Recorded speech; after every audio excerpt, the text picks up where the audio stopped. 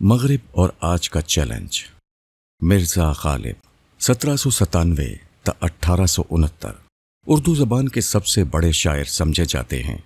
ان کی عظمت کا راز صرف ان کی شاعری کے حسن اور بیان کی خوبی ہی میں نہیں ہے، ان کا اصل کمال یہ ہے کہ وہ زندگی کے حقائق اور انسانی نفسیات کو گہرائی میں جا کر سمجھتے ہیں اور بڑی سادگی سے عام لوگوں کے لیے بیان کر دیتے ہیں۔ غالب جس پرآشوب دور میں پیدا ہوئے، اس میں انہوں نے مسلمانوں کی ایک عظیم سلطنت کو برباد ہوتے ہوئے اور باہر سے آئی ہوئی انگریز قوم کو ملک کے اقتدار پر چھاتے ہوئے دیکھا۔ غالباً یہی وہ پس منظر ہے جس نے ان کی نظر میں گہرائی اور فکر میں وسعت پیدا کی۔ تاہم بہت کم لوگ اس بات سے واقف ہیں کہ غالب نے ایک ایسے پہلو سے مسلمانوں کی رہنمائی کی تھی جو اگر مسلمان اختیار کر لیتے تو آج دنیا کی عظیم ترین قوتوں میں ان کا شمار ہوتا، مگر بدقسمتی سے لوگوں نے شاعری میں ان کے کمالات اور نثر پر ان کے احسانات کو تو لیا، مگر قومی معاملات میں ان کی رہنمائی کو نظر انداز کر دیا۔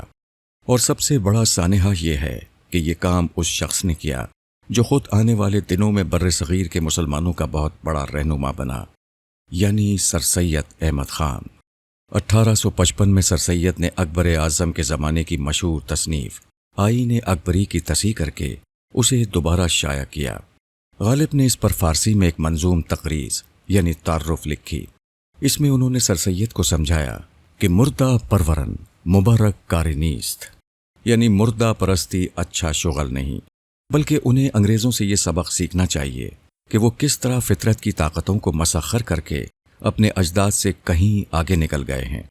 انہوں نے اس پوری تقریض میں انگریزوں کی ثقافت کی تعریف میں کچھ نہیں کہا، بلکہ ان کی سائنسی دریافتوں کی طرف اشارہ کرتے ہوئے مختلف مثالوں سے یہ بتایا ہے کہ یہی ان کی ترقی کا راز ہے۔ بدقسمتی سے اس نصیحت کو سر سید نہ سمجھ سکے۔ وہ انگریزوں سے متاثر تو ضرور ہوئے، مگر سائنس اور ٹیکنالوجی میں ان کی ترقی سر سید کا آئیڈیل نہ بنی، بلکہ انگریزوں کی زبان، ان کی معاشرت، ان کے سماجی علوم، یہی سر سید کے نزدیک مسلمانوں کے لیے کامل نمونہ تھے۔ انہی کی تحصیل کے لیے انہوں نے مسلمانوں کو ابھارا اور اسی مقصد کے لیے ایک زبردست تعلیمی تحریک برپا کی۔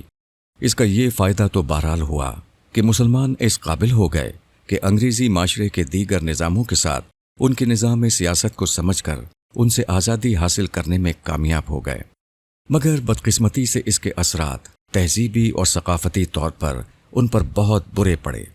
انگریزوں کی زبان، لباس، ایلیٹ، مسلم اشرافیہ، ثقافت، رہن سہن اور اقتدار سے مروبیت کی نفسیات پیدا ہو گئی۔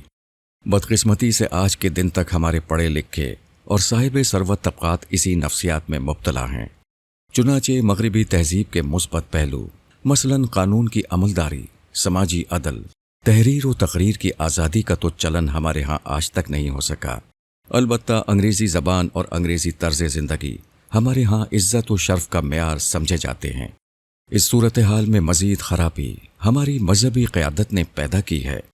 انہوں نے شروع ہی سے سر سید سے متضاد طرز فکر اختیار کیا، یعنی انگریزوں اور انگریزی تہذیب کے ہر پہلو سے شدید نفرت۔ سرد جنگ کے زمانے میں سیاسی حالات کی بنا پر یہ رویہ کچھ بہتر ہوا تھا، مگر 9/11 کے بعد پیدا ہونے والے حالات کے نتیجے میں ایک دفعہ پھر اس ذہنیت کا بھرپور اظہار ہو رہا ہے۔ مسلمانوں کے لیے درست راستہ اس وقت صرف یہ ہے کہ وہ افراط و تفریط سے بچتے ہوئے ایک درمیانی راستہ اختیار کریں۔